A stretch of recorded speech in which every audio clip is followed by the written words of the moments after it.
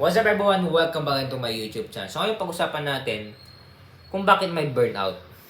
Okay? Ako, sabay-sabay yung mga nangyayari sa buhay ko at the age of 17, 18, 19 until 20. Okay?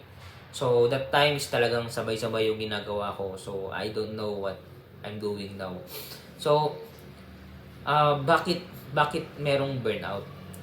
Dahil sobra sa trabaho at kulang sa pahinga. Okay, kaya tayo nababurnout kasi tuloy-tuloy. Ako dati na-burnout ako eh.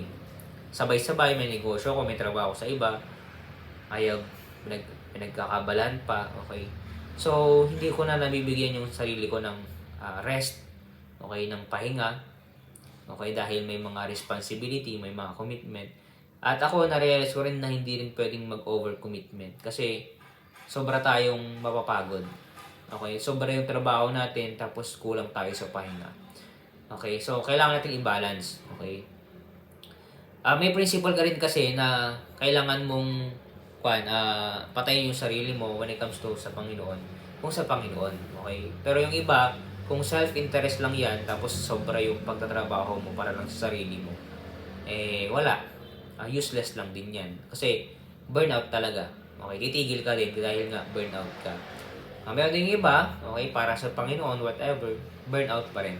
So, palagi ko normal lang naman. Kailangan lang naman ng pahinga.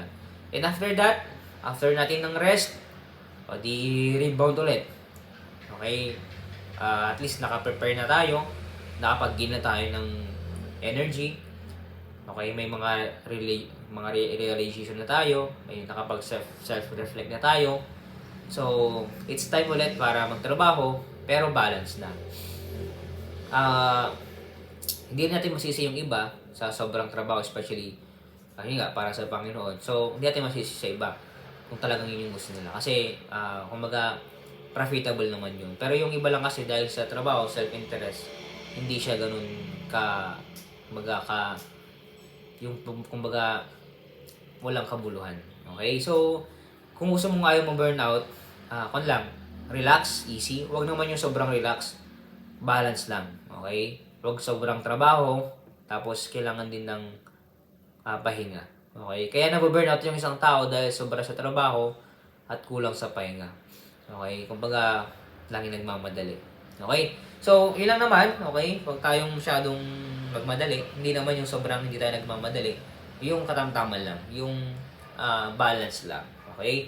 Dahil alam nyo ba, kung talagang papayamanin tayo ng Panginoon, gagawin niya talaga yun. Kung hindi tayo papayamanin ng Panginoon, kailangan na lang natin is yung maging kontento.